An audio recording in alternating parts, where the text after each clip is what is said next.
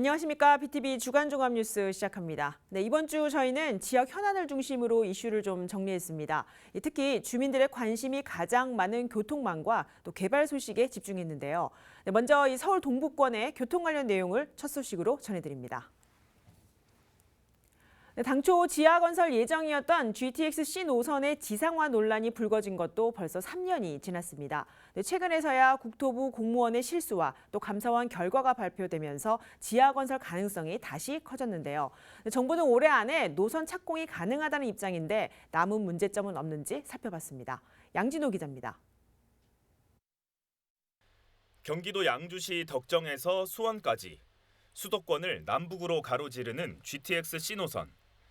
여기서 도봉구가 위치한 도봉산역 창동 5.5km 구간은 당초 지하건설을 통한 전용 선로가 깔릴 계획이었습니다.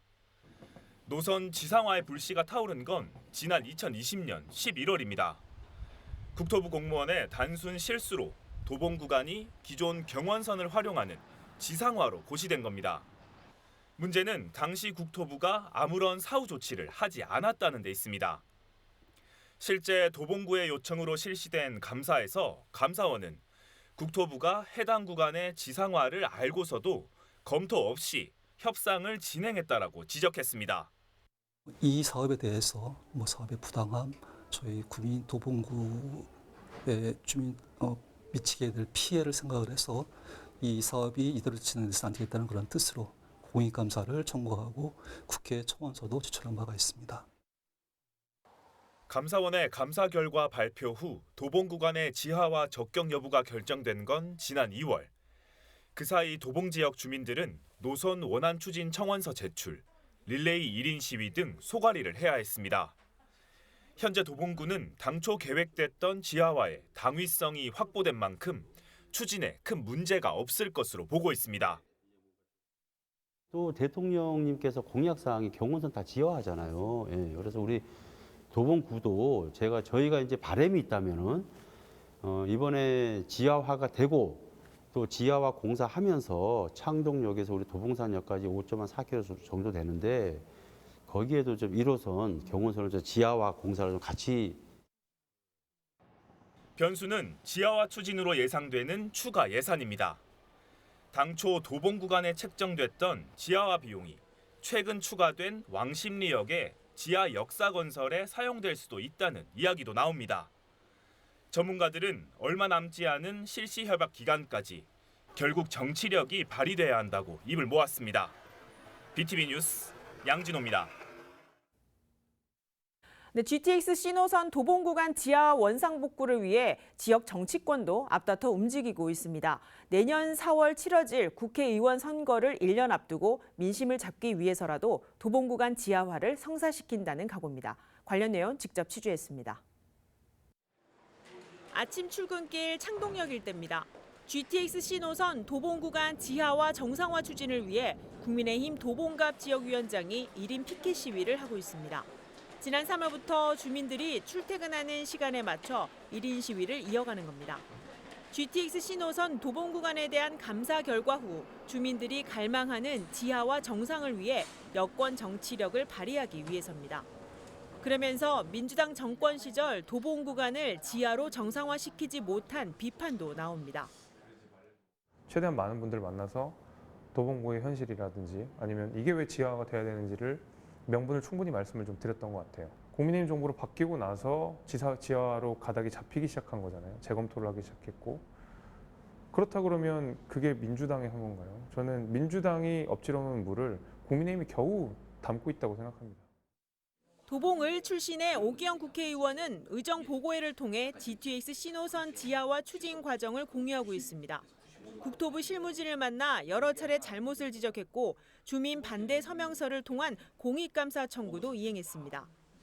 감사를 통해 문제가 발견된 이상 여야 정치적 논리를 떠나 GTX-C 노선이 조기 착공돼야 KTX 노선 구축이 추진될 수 있다고 설명합니다.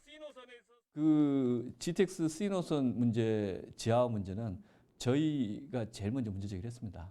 같이 도봉구청이랑 함께. 이게 여야 문제로 바라보는 게 아니었기 때문에. 이건 이제 올해 상반기 중으로 매듭 지어야 될 문제고요. 그리고 이제 매듭 짓고 빨리 조기 착공 가야죠. 그 다음 단계에서는 저는 GTX가 KTX 문제로 좀 더 나아가서 KTX 문제도 좀 더 제대로 좀 진행되고 있는지를 앞으로 점검을 하고. 서울 동북권의 유일한 교통망으로 물망에 오른 GTX C노선. 광역 철도망에 대한 주민 기대감이 큰 만큼 지역 정치권도 지하화 추진에 노력을 기울이고 있습니다. BTV 뉴스 강혜진입니다. 네, 강북구에서 고도 제한 완화를 위한 주민 공청회가 열렸습니다. 고도 제한 해제가 사실상 어렵다면 현실적인 대안으로 재건축, 재개발이 사업성을 가질 만한 기준을 마련하자는 건데요. 어떤 이야기들이 나왔을까요? 양진호 기자가 정리했습니다. 강북구의 북한산 구역 고도 제한이 걸린 건 지난 1990년입니다. 미아와 수유, 우이동 일대 3.55제곱킬로미터 규모로 강북구 시가지 면적의 25%를 넘게 차지하고 있습니다. 이렇게 묶여버린 구역의 30년 이상 노후 건축물 비율은 66%가 넘습니다. 그리고 이것을 그대로 방치하면 2040년에는 노후화율이 90%가 넘게 이르게 됩니다. 그야말로 우리 지역이 슬럼화될 그런 가능성도 있는 것입니다. 고도 제한으로 인한 낙후된 인프라 문제는 지역 전반의 활기를 떨어뜨렸습니다. 제한구역 내 재개발 사업이 무산된 것만 지난 10년 사이 무려 14곳.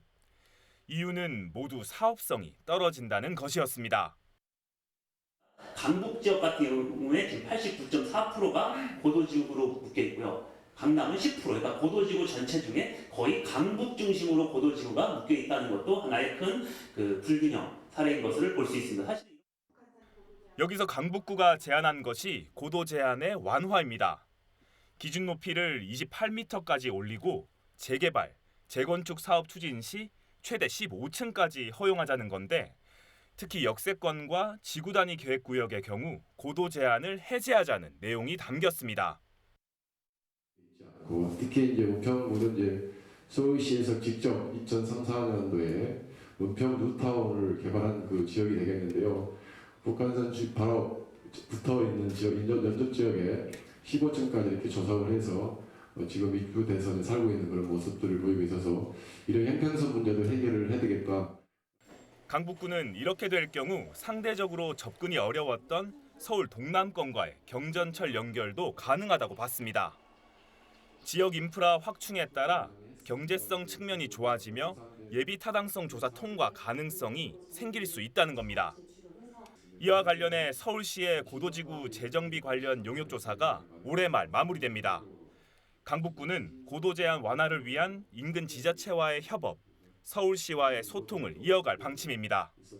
BTV 뉴스 양진호입니다. 네, 이어서 자치구 소식입니다. 서울의 대표적인 구릉지대인 중구 중림동 398번지 일대 재개발이 본격화됩니다. 정비 계획이 서울시 심의를 통과한 것인데 향후 이곳에 791가구가 공급될 전망입니다. 이재원 기자입니다. 가파른 언덕 사이로 주택이 오밀조밀 몰려 있습니다. 각종 전선은 건물과 건물 사이에 어지럽게 펼쳐져 있습니다. 해당 지역 총 134개 동의 건물 가운데 96.3%가 노후 건물입니다. 가파른 구릉지로 충정로역 2호선의 배후 주거지지만 주거 환경이 열악합니다. 중구 중림동 398번지 일대로 최근 재개발 정비 계획이 서울시 심의를 통과했습니다.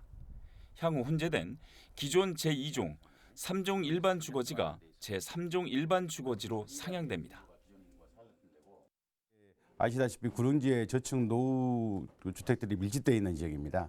그러면서도 이 입지가 초주 중심, 시내 중심에 있는 입지이기 때문에 이 지역에 이제 주거 환경이 개선되고요. 그 주변에 있는 공원이라든가 생활 좋은 인프라들이 주거 환경과 어울려서 쾌적한 주거 환경을 만들 수 있는 좋은 입지 조건입니다.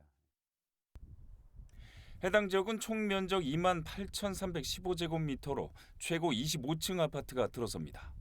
용적률 300% 이하, 건폐율 50% 이하로 791세대가 공급됩니다.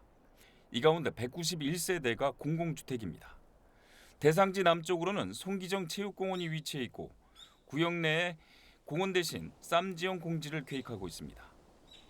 토지 등 소유주는 411명으로 구는 75% 이상의 동의를 받아 조합 직접 설립 방식으로 사업 기간을 단축한다는 계획입니다.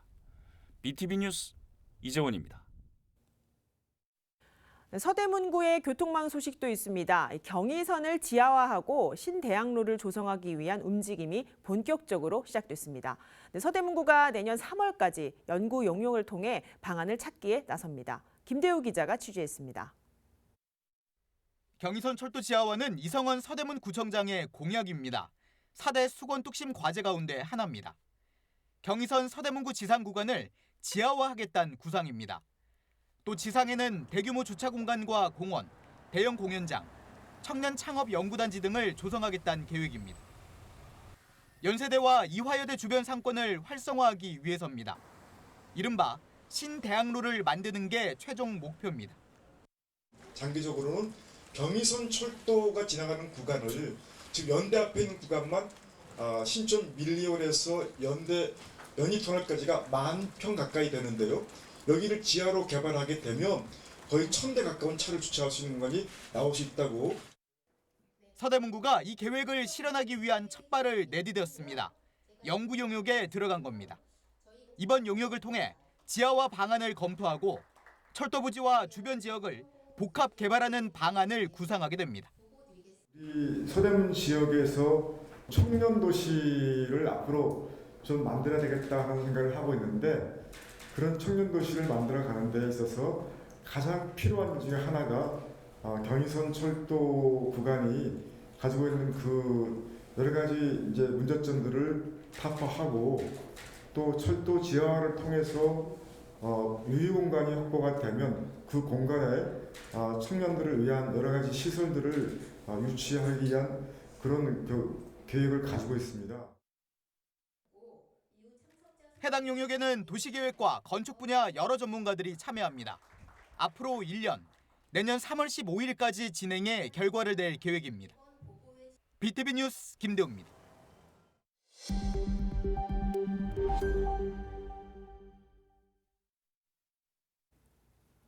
네, 지금은 서울에서 등기 업무를 보려면 대부분 광역화된 지방법원 등기국으로 가야 하지만 불과 4년 전까지만 해도 자치구 곳곳에는 등기소가 있었습니다. 이 과거의 지역 등기소들은 지금 어떻게 활용되고 있을까요? 이 서대문 등기소의 경우는 업무만 옮겨간 채 수년 동안 비어있는 상태입니다. 네, 서주원 김대우 기자가 차례로 보도합니다. 철제 간판 여기저기에 상처가 났습니다. 붙어있던 마크도 떨어져 나갔습니다. 문이 있는 곳곳에는 잠금 장치들이 걸렸고 자물쇠는 갈색으로 녹이 슬었습니다. 서대문구 홍은동 273-6번지 옛 서대문 등기소의 현재 모습입니다. 서대문 등기소는 2019년 2월 마포, 은평, 용산 등기소와 통합됐습니다. 안내문에는 그 세월만큼 먼지가 쌓여 있는데요. 그 이후로는 4년 넘게 이렇게 방치되어 있는 상태입니다. 옛 서대문 등기소는 인근의 재건축 정비구역에도 포함됐지만 아직까지는 존치로 결정돼 있습니다. 건물과 토지는 국가 소유입니다. 등기부 등본에 명시된 관리청은 당초 대법원이었지만 용도가 폐지되면서 기획재정부로 바뀌었습니다. 지금은 수많은 국유재산 중 하나일 뿐 앞으로 어떻게 활용할지 계획은 전혀 없습니다. 단일 국가기관 건물이라든지 행정재산으로 개발이 좀 돼야 되지 않나 싶어 보이네요. 그래서 저희 기획재정부에서는 이 부분을 좀 개발을 복합청사라든지 이런 쪽으로 할 계획은 없습니다. 현재 서울의 지역 등기소들은 지난 2009년부터 시작된 광역화 사업으로 모두 통합 이전된 상태. 지역에 남겨진 옛 등기소들의 모습이 모두 서대문과 같은 건 아닙니다. 옛 도봉과 영등포 등기소 자리에는 광역 등기국이 세워졌고 용산과 강남, 동대문 등의 건물은 법원의 산하기관들로 사용되고 있습니다. 송파와 구로의 경우는 공무원 관사가 새로 지어졌고 옛 관악등기소 부지에는 청년주택 건립을 위한 설계가 진행 중입니다. 드물지만 자치구가 부지를 매입한 사례도 있습니다. 이곳은 옛 은평등기소가 있던 자리입니다. 지금은 옛날 모습을 찾아볼 수가 없는데요. 별관은 도서관으로 바뀌었고 본관이 철거된 자리에는 임시로 거주자 우선 주차장이 조성됐습니다. 은평구는 법원행정처와 기획재정부 논의를 거쳐 324억 원의 땅을 사들였습니다. 주민들을 위한 복합 문화시설을 짓기 위해서입니다. 여기가 비어져 있다 보니까 주변 환경도 악화되고 슬럼화되는 현상이 있어가지고 지역 주민을 위한 복합 문화 시설이 필요하다, 이런 의견을 계속 피력하였고요. 여러분들의 의견이 반영될 수 있도록 협의체를 운영하고 있습니다. 은평구는 오는 6월까지 타당성 조사 용역을 진행하고 2025년 착공을 목표로 하고 있는 상황. 옛 은평 등기소의 복합 문화 시설이 차질 없이 들어설 경우 통합 이전한 뒤 남은 등기소를 주민들을 위한 시설로 활용한 선례로 남게 됩니다. 앞서 살펴봤듯 서울의 등기소는 다양하게 활용되고 있습니다. 이곳 옛 강서 등기소도 그 가운데 하나입니다. 강서구청 바로 옆에 자리 잡고 있는 옛 강서 등기소는 서대문 등기소와 마찬가지로 한때 비어 있었습니다. 지난 2016년에 영등포 등기소 등과 통합 이전됐습니다. 이듬해 민간에 팔렸고 지금은 강서구청 측이 임대한 상황입니다. 등기소 건물은 구청 공무원들의 업무 공간으로, 또 주차 공간은 구청 부설 주차장으로 각각 사용되고 있습니다. 통합 이전한 서울의 등기소 건물 상당수는 규모가 꽤 큽니다. 무엇보다 접근성이 떨어지거나 유동인구가 적은 곳이 아닙니다. 활용 가치가 충분하다는 겁니다. 특히 옛 서대문 등기소는 주택가에 위치해 있습니다. 지역 주민들이 왜 비워두냐고 지적하는 이유기도 합니다. 아니 저렇게 멀쩡한 공간을 왜 활용을 못하고 저렇게 내버려 놔두고 있는 거예요? 수년 이렇게 비어있는 상태에서 동네 자체도 그렇게 썩 좋지는 않아요. 노인들이 시간을 보내거나 운동할 수 있는 시설을 만들어달라는 요구도 있고 편의점 등 지역에 부족한 시설이 들어왔으면 하는 바람도 있습니다. 서울의 등기소 가운데 유일하게 수년째 방치되고 있는 옛 서대문 등기소. 정부와 지자체 의지에 따라 그 활용도는 180도 달라질 수 있습니다. BTV 뉴스 김대우입니다. 네, 자치구마다 지역의 장학 사업을 돕는 장학재단이 있습니다. 네, 종로구에는 지난 2004년 종로에 살던 한 개인 사업자가 장학회를 만들어 공부하는 학생들을 돕고 있는데요. 네, 그런데 최근 현직 구의원이 이 장학금을 받았다는 의혹이 불거졌는데 구의회 정치 싸움에 개인 단체인 종로구 장학회가 휘둘려 장학 사업이 지속될 수 있을지 의문입니다. 관련 내용 전해드립니다. 지난 13일 종로저널 기사입니다. 현직 종로구의회 정재호 의원이 2021년 대학원생 자격으로 재단법인 종로구 장학회로부터 장학금 200만 원을 받은 문제를 거론했습니다. 선출직 구의원이 종로구 장학회에 장학금을 수급한 것이 이해충돌방지법 위반이라는 겁니다. 사실 확인을 위해 종로구 장학회 실무진과 접촉했습니다. 취재 결과 정재호 의원이 받은 장학금은 종로구 장학회가 아닌 재단법인 형해장학회 장학금인 것으로 확인됐습니다. 형해장학회는 매년 2번 종로구 장학회에 장학생 선발을 요청했고 지금까지 종로구 장학생 937명을 선발해 총 18억 7천만 원을 지원했습니다. 종로 장학회 역시 지역 고등학생과 구청 공무원 자녀 등 19년간 3,900명에게 총 62억 원 넘게 지급했습니다. 정재호 의원의 경우 형해장학회 추천을 받았는데 지역 장학회를 거치는 관례에 따라 지급했다는 겁니다. 좀 오해 소지가 있는 게 형이 장학회에서 준 것도 그 종로구 장학회에서는 이것도 종로구 장학회가 준 것 같이 그렇게 이제 그 부풀려진 게 그게 오해 소지가 있지 않았나 이런 생각이 듭니다. 그러면서 종로구청 공무원과 공무원 자녀까지 매년 25명씩 지원하고 있고 종로구 의회에도 장학금 수혜자가 있다고 해명했습니다. 종로구에 그 공무원 자녀들이 많다는 걸 아시고 그 당초부터 200만 원씩 해서 25명 한 학기에 여기 이제 이 제기를 하시는 분도 이제 그 수혜자 중에 한 분이죠. 현직 구의원에게 장학금을 지원한 의혹에 대해선 여러 구의원에게 장학금이 전달됐다며 구의원이 지급 대상이 될 수 없다는 내부 규정은 없다는 겁니다. 한 번 받은 게 아니고 그분 두 분인가 세 번인가 받았을 겁니다. 전직 구의원도 받으셨네요. 예. 대학원인데 왜 줬냐 하는데 우리도 그거는 그 포함이 돼 있는 거로 해서 하시면 되고. 이 같은 의혹에 최근 종로구의회가 4년간 장학금 지급 내역 공개 공문을 종로구 장학회에 보낸 것으로 확인됐습니다. 취재가 시작되자 종로구청은 해당 사안에 전혀 문제가 없다고 설명 자료를 냈습니다. 반면 종로구 의회에선 조사특별위원회 구성을 준비하고 있는 것으로 알려져 전현직 구의원과 공무원 자녀 등 장학사업 전반에 대한 조사특위 여부에 관심이 쏠리고 있습니다. BTV 뉴스 강혜진입니다. 서울시와 동대문 패션 시장 상인들이 공동 기획한 패션쇼가 지난 18일 DDP 패션몰에서 열렸습니다. 동대문 시장 상인들이 직접 만든 패션 제품들을 이 패션쇼를 통해 만나는 것으로 이번이 처음입니다. 이재원 기자가 전해드립니다. 배가 드러나는 크롭탑의 트렌치코트 조합, 10대에서 30대를 겨냥한 스포츠룩과 형상복의 만남이 흥미롭습니다. 봄을 맞은 여성미를 강조한 옷과 가방은 화사한 조화를 이룹니다. 패션쇼가 끝나고 디자이너가 모델들과 함께 나오자 백석에서 박수가 터져나옵니다. 디자이너는 다름 아닌 동대문 시장에서 실제 옷을 판매하는 상인입니다. 자신이 만든 제품을 소비자에게 직접 알릴 좋은 기회입니다.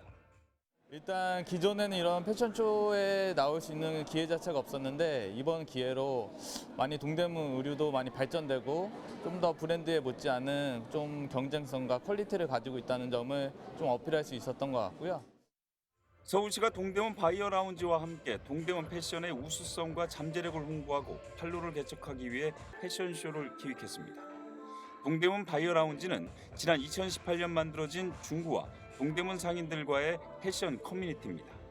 동대문 바이어 라운지는 소상공인들을 위한 라이브 커머스, 패션지 제작 등을 지원하고 있습니다. 이번 패션쇼에는 동대문 패션 소상공인 22개 업체가 참여해 120여 개 제품을 선보였습니다. 패션쇼에 참가한 의상은 바이어와 직접 판매 계약으로 이어질 수 있도록 DDP 패션몰에 이번 달 말까지 전시됩니다. BTV 뉴스 이재원입니다.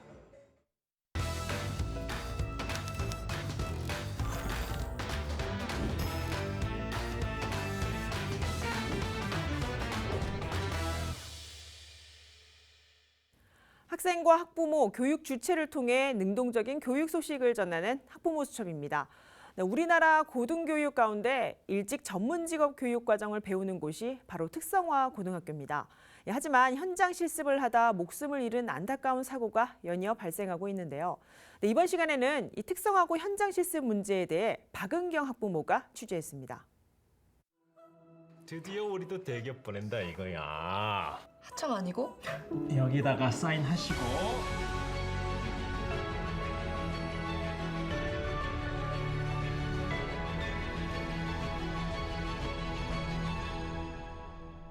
영화 다음 소위 보셨나요? 우리나라 직업계고의 현실입니다. 가장 큰 문제는 배우는 학과와 연관되지 않는 현장 실습입니다.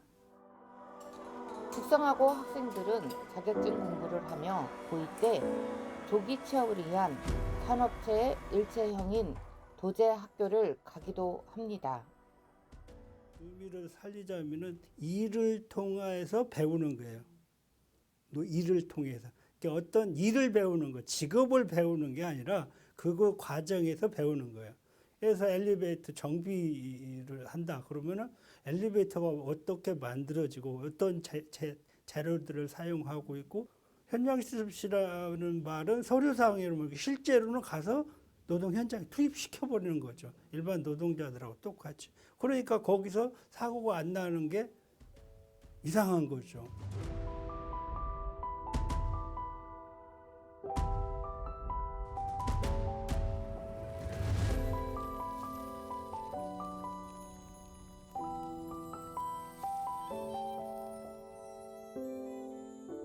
직업계획 고등학교라는 그 단어 자체가 잘못됐다고 생각해요. 그냥 어느 무슨 고등학교 이렇게 가는 게 맞고 또 현장 실습이라는 자체가 없어야 되는 거예요. 자기가 원해서 가는 학생들은 극히 소수예요. 졸업과 동시에 취업이 된 학생들이 그 기업에 맞는 교육을 받으러 가는 곳이 하우스빌딩이에요. 현장 실습이 아니라는 거죠. 근데 교육부는 그걸 교묘히 이용해 가지고 현장 실습을 나간다 이런 주장을 하죠. 절대 의무화가 아니에요. 근데 학교에선 내보내려고 하는 거예요. 왜?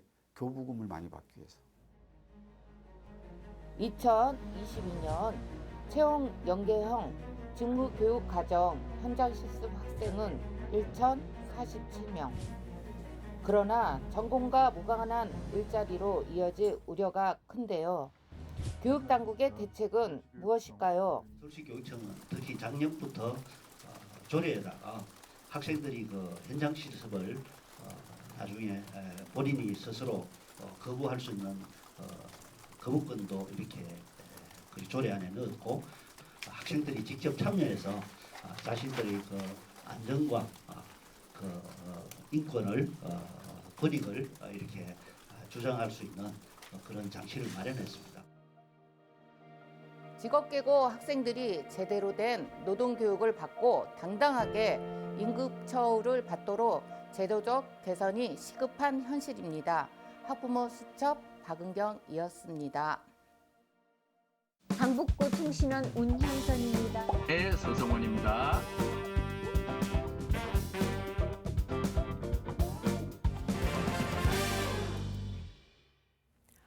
네, 주말에 날씨가 많이 풀렸습니다. 기온이 오르면서 주말 등산하는 분들도 많으실 텐데요. 네, 서울에는 각 권역마다 등산하기 좋은 유명한 산들이 꽤 있습니다.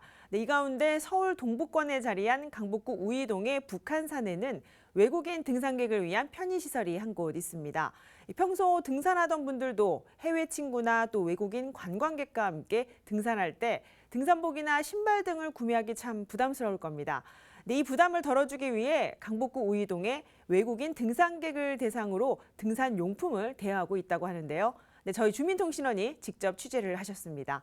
강북구를 담당하는 운현선 통신원을 화상으로 연결해서 자세한 내용 알아보겠습니다.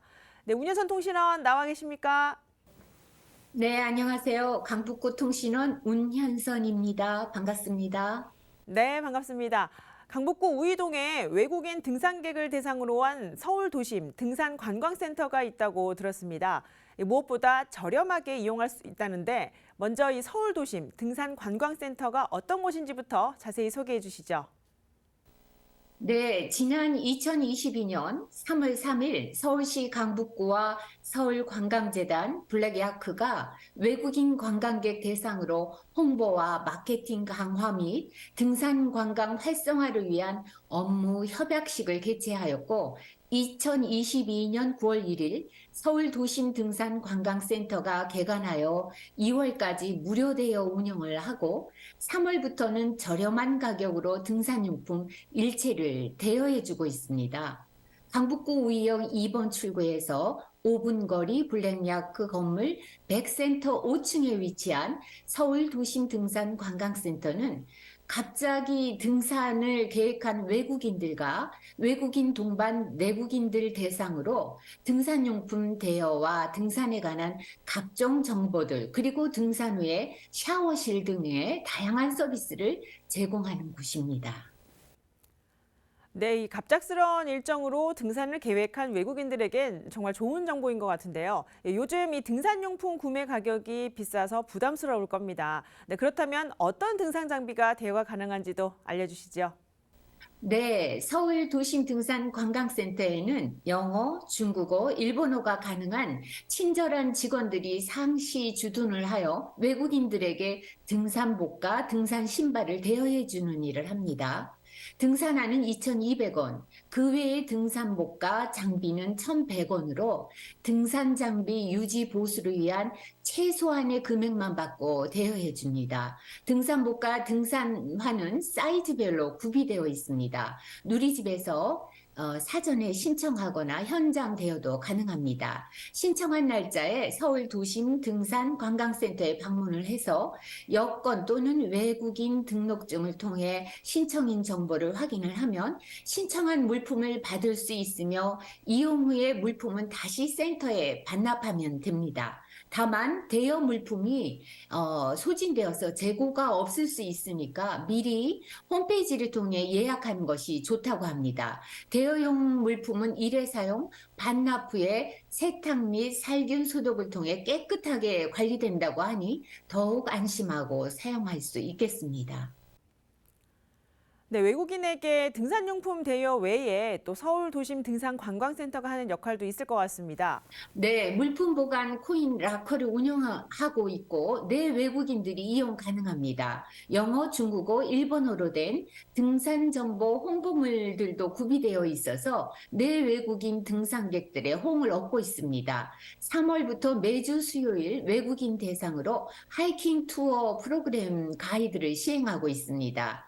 5층 라운지에는 휴게 공간이 구비되어 있어서 등산 전후 휴식을 취할 수도 있고요. 친지 가족들과 함께 북한산을 배경으로 기념 촬영을 할 수가 있는 포토존도 마련되어 있습니다. 등산 준비를 위한 편안한 시설인 스마트폰 충전, 식수대도 구비되어 있습니다. 그 외에 탈의실과 샤워실도 이용 가능합니다.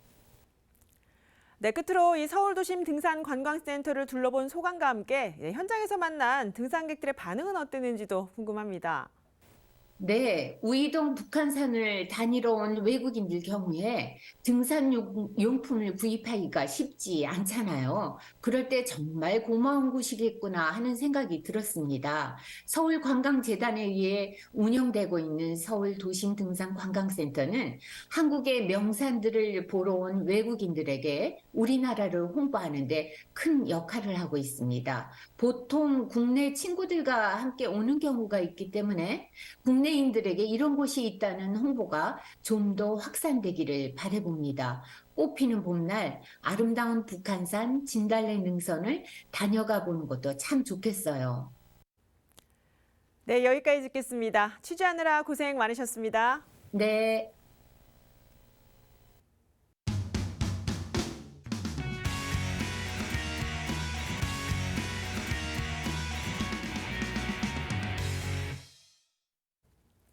도봉구에 위치한 신도봉시장이 지역에서 마지막 전통시장으로 인증 절차를 마쳤습니다. 크고 작은 점포들이 50년 넘게 장사를 했는데 이 전통시장으로 승격되면서 본격적인 환경정비 지원을 받게 됩니다. 현장에 직접 다녀왔습니다. 도봉구 신도봉시장 일대입니다. 당초 22개 점포 밀집 구간만 전통시장으로 인정받은 상권이었다. 올해 160개 점포를 포함한 11,389제곱미터 구간 전체가 50년 만에 전통시장으로 승격됐습니다. 이를 위해 75명이 상인회 등록을 마쳐 전통시장의 혜택을 받게 됐습니다. 비가 오는 날이면 한 사람밖에 우산을 쓰고 못 지나다녀요. 그 도깨비 시장을 이제 예를 들면은 거기는 이제 아케이드로 씌워져 있어가지고 비 안 맞고 주민들이 마음 편하게 시장 장을 볼 수 있는데 여기는 그런 환경이 못 되다 보니까 그런 게 절실했었죠. 신도봉시장은 전통시장과 상인회 등록으로 모든 점포에서 온누리 상품권 취급이 가능합니다. 또 서울시와 중소벤처기업부가 시행하는 각종 전통시장 활성화 사업도 지원됩니다. 무엇보다 낙후된 천막시설에서 오랫동안 장사를 이어온 상인들은 제대로 된 환경 개선으로 지역 경제가 활성화되길 기대하고 있습니다.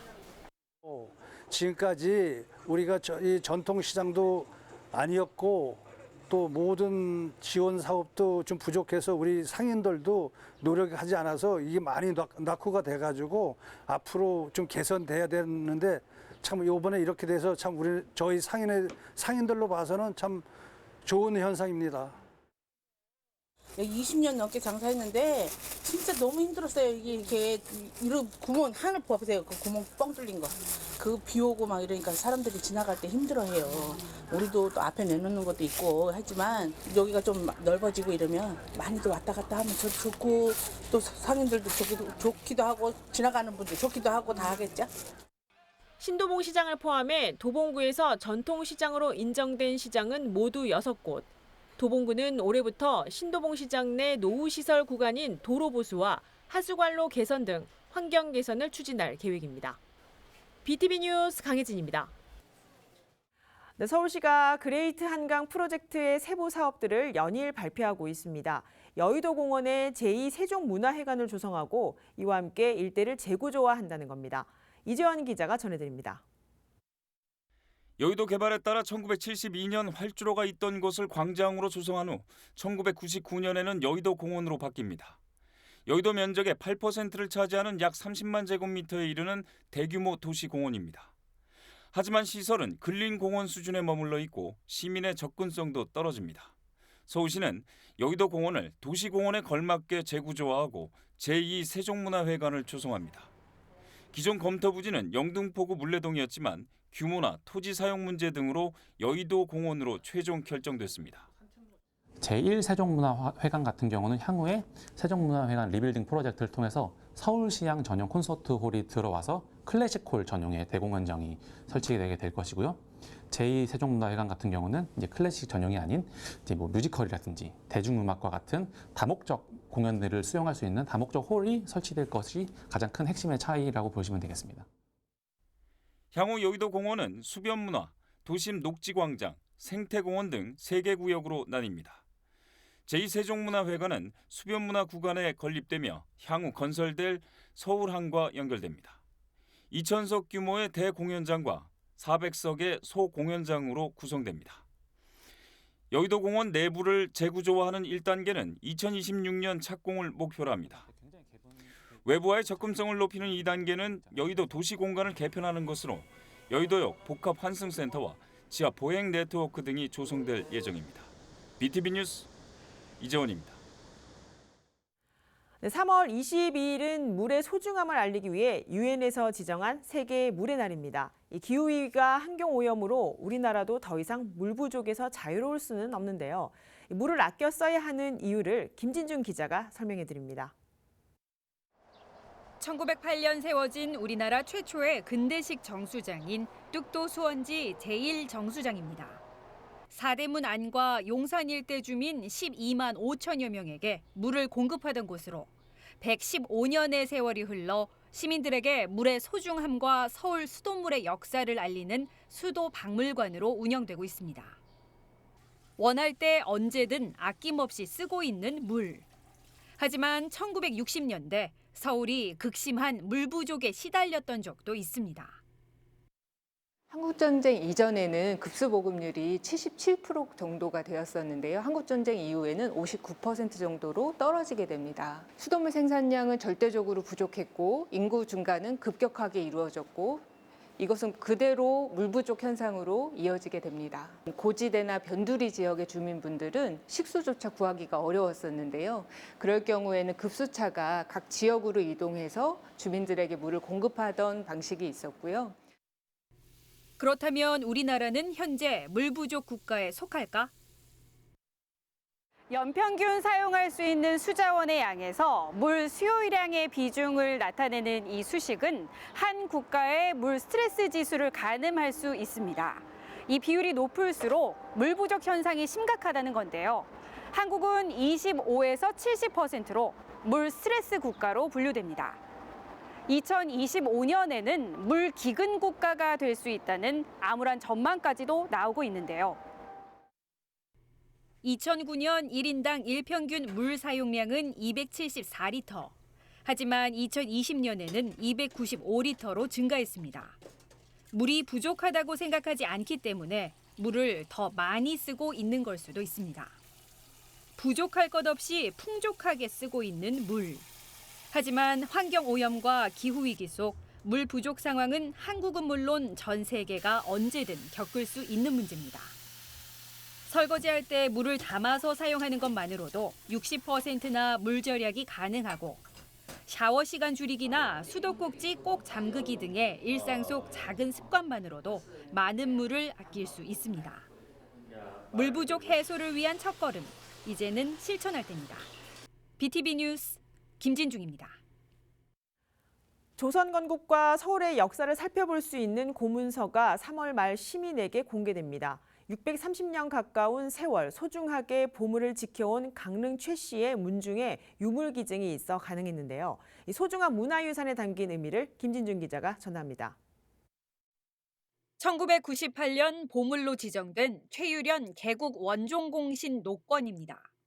길이 6m 남짓되는 빛바랜 종이에는 공신도감이라는 글자와 공신 정헌대부 참찬 문화부사 최유련이라는 글귀가 적혀 있습니다. 조선 초기 문신인 최유련에게 조선 왕조 창업의 공을 치하하며 1395년 공신도감이라는 관하에서 발급한 문서입니다. 현재 전국에 남아있는 공신 녹권은 7점 정도로 1,100여 명의 공신의 이름과 업적이 담겨 있습니다. 최유련 개국 원종 공신 녹권에는 문신 최유련 외에도 녹권을 받은 105명의 공신 명단과 호상 내역이 세세히 기록돼 있습니다. 공신들에 대한 상훈뿐만 아니고요. 함께 주어진 부상에 대해서 세세히 기록되어 있거든요. 노비와 함께 그다음에 토지를 어떻게 주었는지 그리고 그 부인이라든지 자식들에 대해서 어떤 혜택을 주었는지 등에 대한 세세한 내용들이 630여 년의 세월을 느끼기 어려울 정도로 인장의 붉은 빛깔은 물론 문서의 상태 역시 원형 그대로 보존됐습니다. 전란과 화마 속에도 고히 공신노권을 지켜온 강릉 최 씨 문중의 노력 덕분에 가능했습니다. 강릉 최 씨 집안에서 엄청 각고의 노력을 가지고 보관을 해서 그 상태가 매우 좋았습니다. 조선 개국 당시에 공신들에 대한 상훈이 어떻게 되어 있는지 그리고 그 당시에 직위들이 어떻게 되어 있는지 그런 정치사 관련된 내용에서 굉장히 중요한 자료들을 담고 있습니다. 조선 전기 정치사 연구의 귀한 자료로 평가되는 최유련 개국원종 공신 녹권. 서울 역사박물관은 강릉 최 씨 문중으로부터 기증받은 유물을 누리집에 게시하는 한편 3월 말 상설 전시를 통해 시민에게 공개합니다. BTV 뉴스 김진중입니다.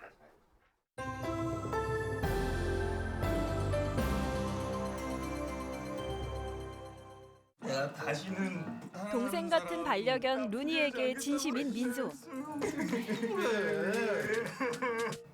하지만 결혼을 앞두고 그의 집사 인생에 위기가 찾아오게 됩니다. 결혼해 줄래?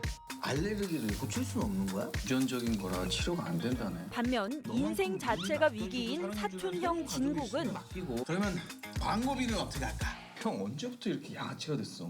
민수의 다급한 SOS에 고심하다가 새 집사 면접을 제안합니다. 자, 그럼 양쪽 다 마음에 시어머니께서 찾으시는 것 같습니다. 보스턴에 좀 가봐야 될 것 같아. 그럼 레이는 누가 봐요? 완벽한 집사를 찾는 두 형제의 여정에 아니 어떤 또라이 새끼 걔는 여기 다 버려. 저희 센터엔 지금 자리가 없어요. 결국 에이스가 나서야겠군. 얘가 되게 행복해하네요. 느닷없는 멍뭉이들의 등장이 이어지는데요. 그리고 지금 이 상황에서 개 한 마리 더 있는 거 티도 안 나. 얘는 또 누구냐? 여기 있는 개들은 행복해 보인다고 그랬잖아. 우리 개들 안 받아주면 어떡해? 애들은 아빠로 보는 것 같은데요? 너도 한번 해봐. 닥터피쉬 같아. 그럼. 아무도 알 수 없는 그들의 변명적인 만남. 사진 찍을게요. 영화 멍뭉입니다. 네, 벌써 3월 마지막 주에 접어듭니다. 네, 꽃이 피는 본격적인 봄이 다가오는 만큼 나들이 계획하는 분도 많으실 겁니다. 네, 다음 주에는 이 서울의 봄꽃 명소 관련 소식과 함께 또 지역의 또 다른 이슈도 저희가 최선을 다해 전해드리도록 하겠습니다. 네, 저희는 지역 주민, 더 나아가 서울 시민의 가치를 담은 소식으로 다음 주 찾아뵙겠습니다. 건강한 주말 보내시기 바랍니다. 네, 시청해주신 여러분 고맙습니다.